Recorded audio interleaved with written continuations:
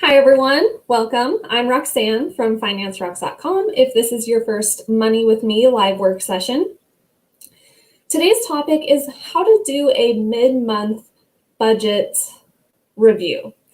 So I wanted to share this today because I think that this is one of the most common mistakes people make with their budgets. They will take the time to write up their budget and then they put it in a drawer and never look at it again. Now, this is the perfect time to be doing a mid-month budget review because today is the 21st of July. So I try to do one mid-month, just do a quick little check-in to see, actual compared to budget, how am I doing? But I really think that the very best time to do one, if you're only going to do one, is the week before the end of the month. So that would be right about now. I guess Friday would be exactly 1 week till the end. And the reason why is because then you can decide if you need to do a grocery store run, if you are going to delay that to the next month.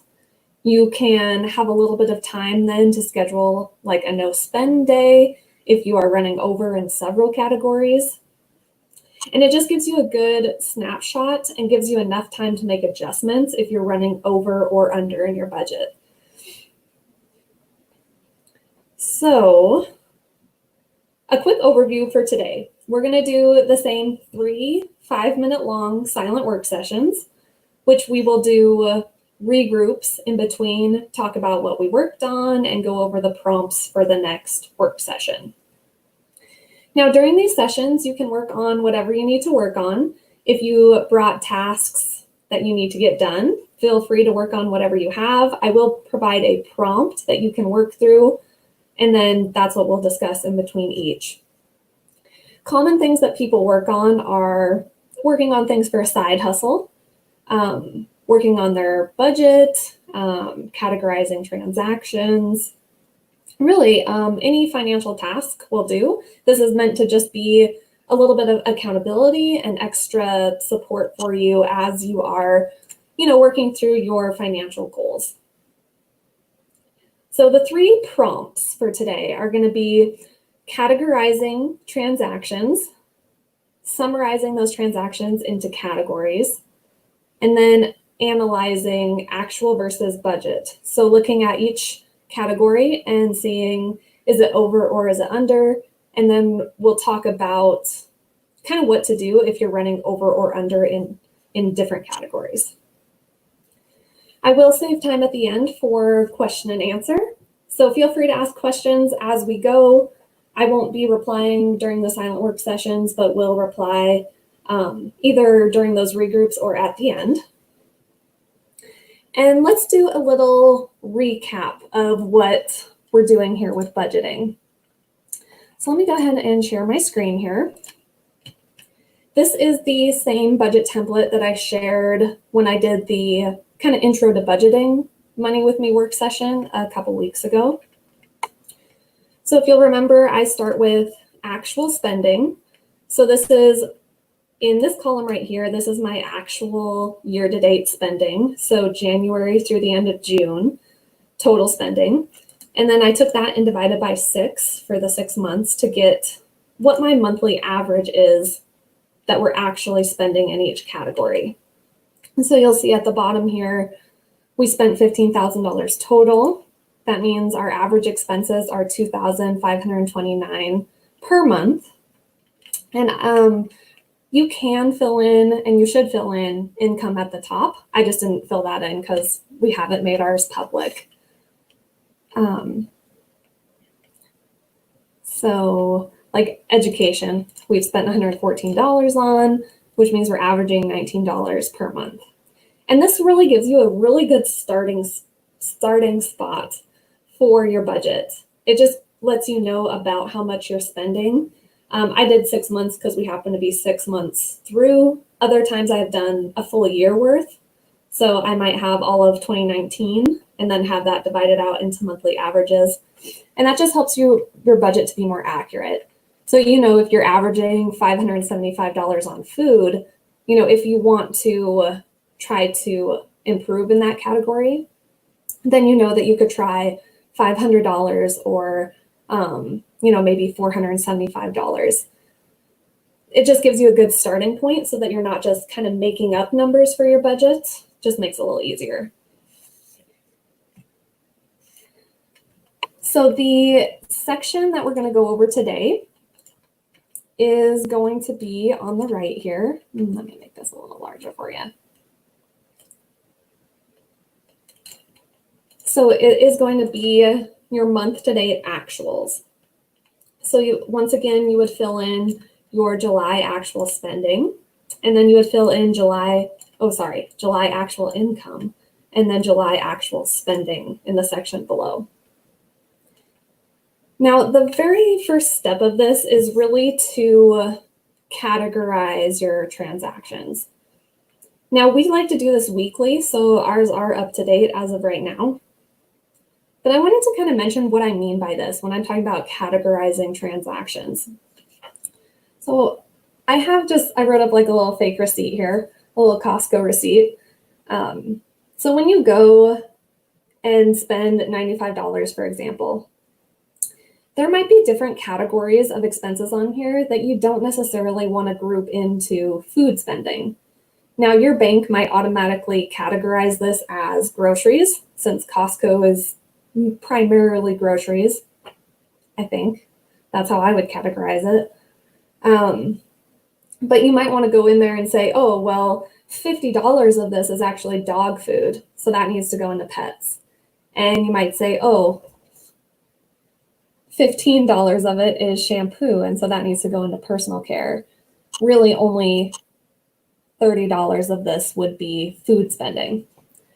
Now, a lot of apps that you use will have a place where you can go in and split transactions out.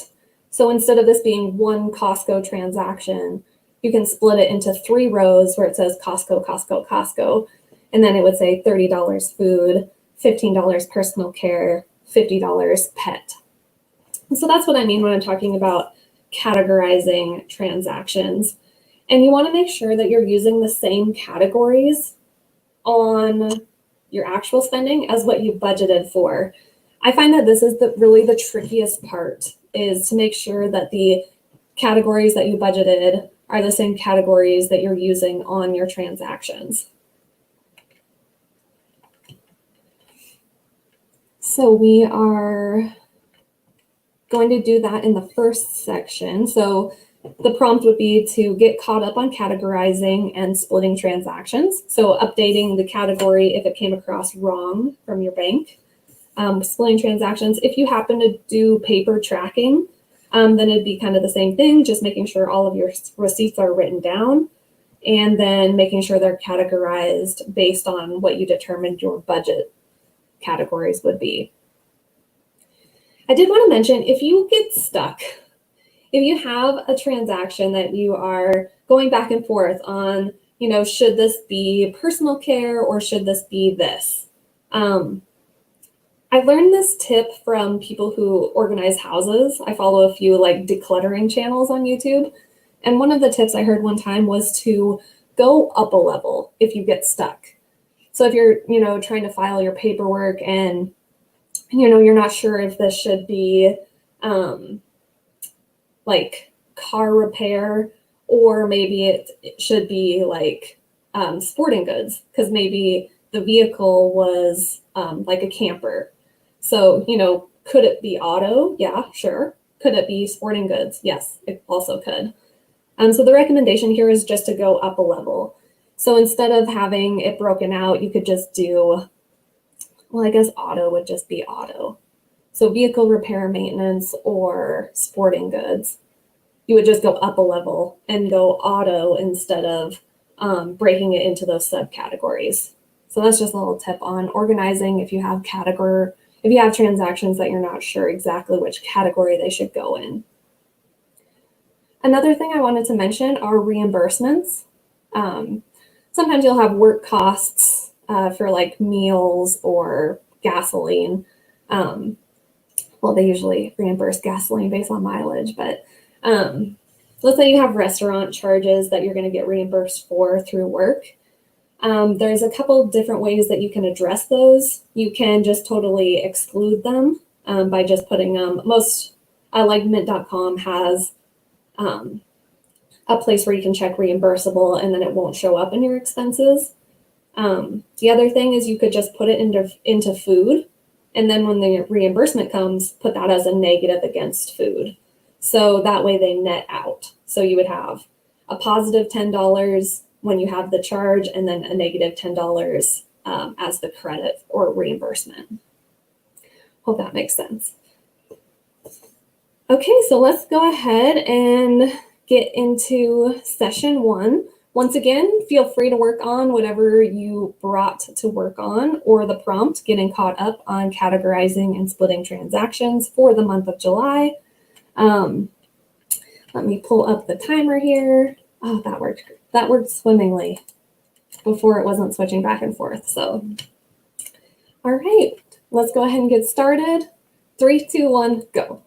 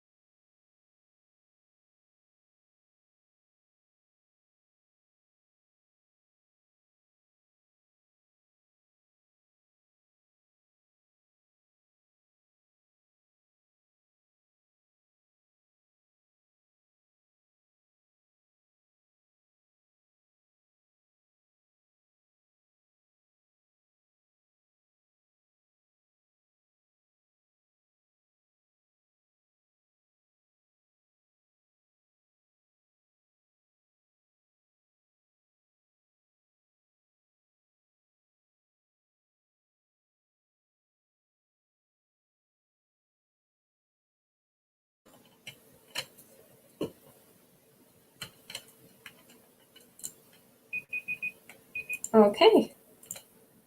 And to work session 1, let me go ahead and hide my banners there. Oh, okay, there. All right, let's go on to actually filling out the actual column.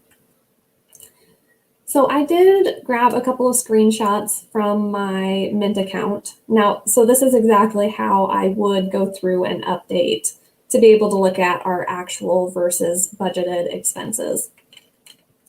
So you'll see on here, the nice thing about using an app for this is it says here, for example, it's not too small.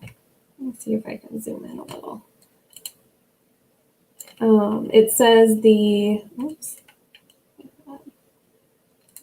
So our home spending, for example, we budgeted $741 because we were anticipating that we might do some home improvement type things, lawn and garden type things. It shows our actual spending. So as of now, on July 21st, we've only spent $122 in the home category. So it automatically tells us right here we have $619 left. Now, we do have to make sure, like I said, that as things come in, we're updating these categories. Sometimes we'll come in here and it'll say, like $200 over, but it's just because the bank categorized it in the wrong category. So if you have something like this, I think that this makes it a lot easier than having to do this plus a spreadsheet. But for now, I'll go ahead and show you how I would update these. So you'll want to look at each category. So, okay, I'm going to have to go full screen on here. And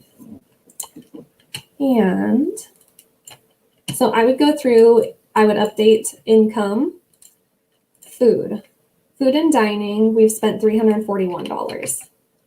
$341. Gifts and donations, we've donated $50. Health and medical, health and fitness, $0. And just going through and updating each one. If you have a written budget and expenses, then you would need to go through and add up each of the transactions that you had in each category in order to fill those in. So let's see. Now, I will say, if you get stuck on this, don't let that discourage you from completing your actual versus budget analysis. What I would recommend if you get overwhelmed is to simply add up the total spending for the month and compare that to your total budget for the month. Now, this isn't as helpful because, you may not have paid your rent yet for the month. So maybe it looks like you're doing fine and are under budget, but really once you add in that expense, that's where the difference is coming from. So for example, food, looking at this, I know we have $250 left in food spending. That's good information to know compared to that being mixed in with all the different categories. But like I said, if you're just getting started, feel free to just add up all of your transactions. Make sure to remember cash transactions, although I know not a lot of those are happening right now with coronavirus, but making sure you incorporate those. What else do you need to remember? If you sell an item like on Craigslist, that would be something you'd want to make sure that you're incorporating into the income category. And with that, why don't we go ahead and get into work session 2? So work session 2 is just that, summarizing all of your transactions and entering them into spending. And if you already have done this, then you can get started reviewing, which are under, which are over. So with that, let's switch back over to our timer. And 3, 2, 1, go.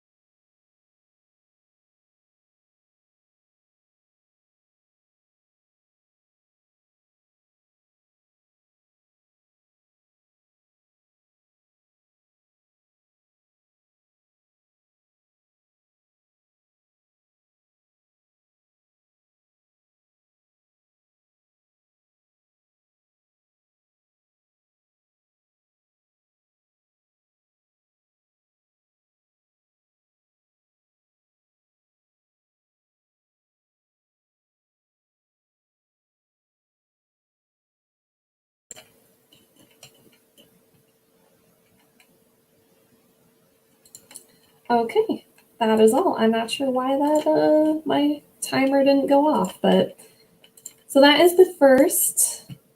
Let's see. So that was the end of the second work session of typing in your monthly amounts here. The next thing I wanted to talk about is how to analyze your actual to budget comparison. I like to do a comparison that I call just percent of month. So this is taking the total number of days in the month and dividing that out of the number of days so far. So it's the 21st of July. So that means we are 67% of the way through the month. So that tells us, that gives us information on how we are doing compared to the total month. So food right here is a perfect example. We are 57% of the way through our food budget, but we're 67% of the way through the month. So we still have, we're running good on our food budget. And I usually do those all the way down. This is the same calculation. So this is July actual divided by July budget. So that's one of the ways that I, like to analyze that. And it works great on your total for the month as well. So like I said, you want to make sure that big categories like rent has come out when you are expecting it to come out. But for those other categories and in total, I like to look at what percentage of the way are we through the month and what percentage of the way are we through the budget. So making sure that we're pretty close. So what can you do if you are, if you are ahead or behind on your budget? So one of the tactics that I like to use is delaying. So if we are a week until the end of the month, then I would ask myself, okay, what were we planning to buy this week? And can we wait a week before we purchase it? So just posting it to the next month. So just making sure that, we're pushing those out a little bit. Now you could argue, is this really, saving money if we're just delaying it a little bit? But I think that it does, because every trip that you make to go shopping is one less opportunity to buy impromptu items, impulse items. So if we go, if we push out our shopping trip 1 week and then, towards the end of the next, we just start stretching out the distance between those trips, then we are saving on, those impulse purchases that would come up. So if you are over budget in certain categories, delaying is a good method. Another method is borrowing. So what you can do is, if you are running over in a category, like let's say we were at food spending of $741. And let's say for personal care, personal spending, maybe we are at zero so far, and we don't really plan to purchase the items that we had initially budgeted for. So you could borrow from this category essentially and move it up to the food category. So trying to cut back in other areas so that way you can spend more in other areas. If things dramatically change for your budget, do not be afraid to change these budgeted numbers. People are really resistant to this. They expect themselves to keep to it no matter what. But I believe that budgeting is a tool. And if your tool breaks and is no longer useful, you wouldn't just throw away the tool and never replace it or never try again. You would either fix the tool or you would get a new tool. And you can do both of those things with your budget. You can go ahead and update this with accurate numbers. Let's say your income is going to be lower than you expected. You can come in and cut these categories, even if you already have actuals filled in. So that would be repairing it. And you can straight up clear these out and start fresh. Do not be afraid to change whatever you need to change in order to make your budget work. A lot of people will just throw up their hands, get overwhelmed, and just stop trying with their finances. So I find that this kind of empowers people to, keep trying just with the tweak to the budget. Now, if you are a ways off on your budget, you really want to look at, can I make more or can I cut more or both? Now, people have strong feelings about this. Some people are really strong in the camp of, okay, if I am short on my budget, I will, work more. I don't want to try to, cut anything. And I don't know if that is the best attitude to have towards it, but, if you are able to actually then go out and make more and cover those expenses, then, as long as you're hitting your goals, then, that's a totally appropriate way to handle a budget shortage. The other thing is cutting. So you would go through and say, do I really need this? Do I really need that? Can I cut out this expense? Can I cut out that expense? So kind of just thinking about, where do you fall on that scale? Like, do you fall more on the I'd rather cut expenses or more on the I'd rather make more income? Personally, I'm more into cutting. I find that is easier than making more income. So that's usually my preference. You can try to do both. Ultimately, that would be a helpful way to go about it. So for session 3, the prompt is analyze how much you have left, calculate your percents of the month, move around any dollars that you need to move around, and then brainstorm how to get to zero at the bottom. Now, I do think that it's good to make sure that all of your dollars are accounted for. People report that they are a lot more likely to spend money if they don't have a purpose for it outlined ahead of time. So even if that just means upping the amount of debt additional payments you're going to make.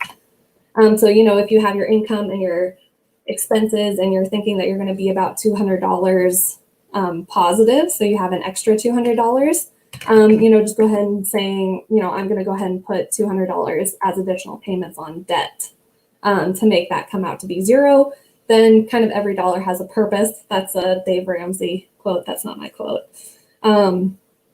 But I think that that's a smart way to go about it, just making sure that you don't have dollars just floating around aimlessly. So with that, let's go ahead and get into work session 3. 3, 2, 1, go.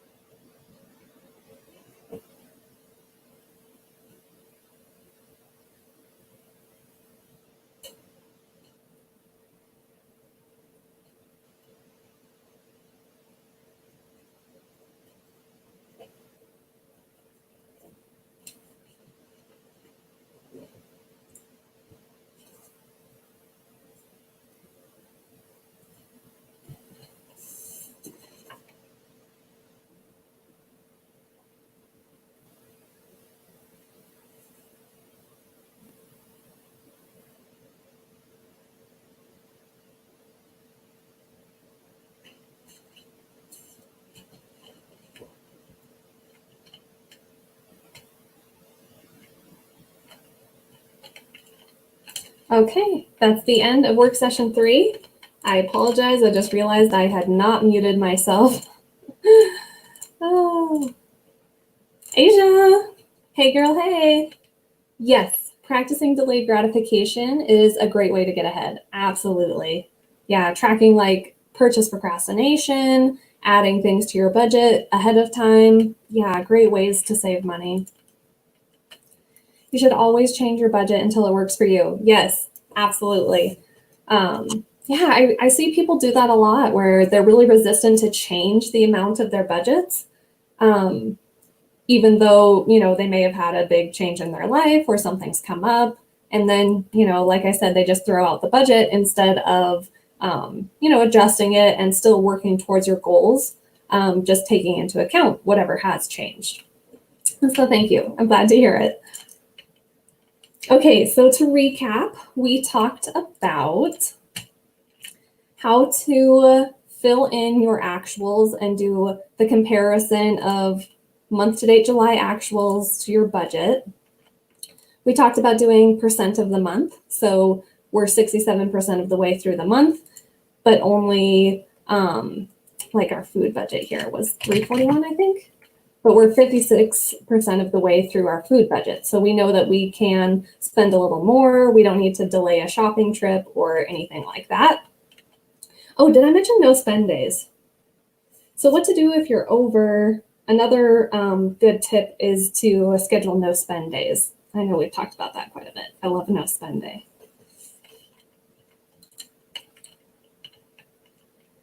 All right, so, and talked about apps and how a lot of the different applications that are out there can kind of do this for you to make it a little easier.